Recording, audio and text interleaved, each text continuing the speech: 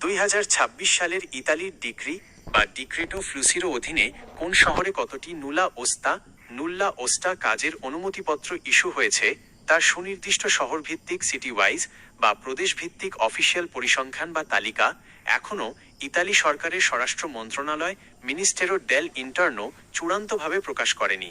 তবে 2026 সালের কোটা এবং নুলা ওস্তা পাওয়ার বর্তমান পরিস্থিতি বুঝতে নিচের তথ্যগুলো আপনাকে সাহায্য করবে। 1. আবেদনের বর্তমান পরিস্থিতি কারেন্ট স্ট্যাটাস 2025 সালের অক্টোবর ও নভেম্বর মাসে এবং 2026 সালের ফেব্রুয়ারিতে ক্লিকডেরো মাধ্যমে যে আবেদনগুলো জমা পড়েছিল সেগুলো বর্তমানে প্রতিটি শহরের স্থানীয় অভিবাসন অফিস স্পটেল্লো ইউনিকো পার এল ইমিগ্রেশন যাচাই বাছাই করছে। আঞ্চলিক ভিন্নতা নুলা ওস্তা ইস্যু হওয়ার গতি শহর বা প্রদেশের ওপর অনেকটাই নির্ভর করে। সাধারণত মিলান, রোম, নেপলস বা ভেনিস মতো বড় শহরগুলোতে আবেদনের সংখ্যা অনেক বেশি থাকায় স্ক্রুটিনি বা ফাইল যাচাই করতে বেশি সময় লাগে।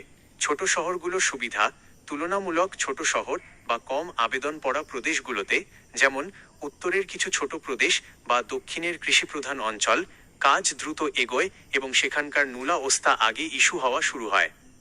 2. কেন সুনির্দিষ্ট সংখ্যা এখনই জানা সম্ভব নয়? ইতালি সরকার সাধারণত পুরো বছরের কোটা পূরণ এবং যাচাই প্রক্রিয়া শেষ হওয়ার পর একটি চূড়ান্ত বার্ষিক রিপোর্ট দেয়। সেখানে উল্লেখ থাকে মোট কত লাখ আবেদনের বিপরীতে কোন খাতে কৃষি, নির্মাণ, হোটেল, ট্যুরিজম কতটি নুলা ওস্তা ইস্যু করা সম্ভব হয়েছে। মাঝপথে শহরভিত্তিক নিখুঁত লাইভ কাউন্ট বা ডাটা জনসমক্ষে প্রকাশ করা হয় না। সতর্কতা, কোনো দালাল বা তৃতীয় পক্ষ যদি দাবি করে যে তাদের কাছে 2026 সালের নির্দিষ্ট শহরের নুলা ওস্তা ইস্যুর অফিসিয়াল পুঙ্খানুপুঙ্খ ডাটা বা লিস্ট আছে, তবে তা বিভ্রান্তিকর হতে পারে। আপনার নুলা ওস্তার বর্তমান অবস্থা জানতে সবচেয়ে নির্ভরযোগ্য উপায় হলো আপনার ইতালিয়ান নিয়োগকর্তা, এমপ্লয়ার বা স্পন্সরের মাধ্যমে স্বরাষ্ট্র মন্ত্রণালয়ের অফিসিয়াল পোর্টালে এএলআই পোর্টাল লগ ইন করে আবেদনের সর্বশেষ স্ট্যাটাস চেক করা। সেখানে ইন ইস্ট্রাটোরিয়া প্রক্রিয়াধীন বা রিলাশিয়াটা ইস্যু হয়েছে কিনা তা সরাসরি দেখা যায়।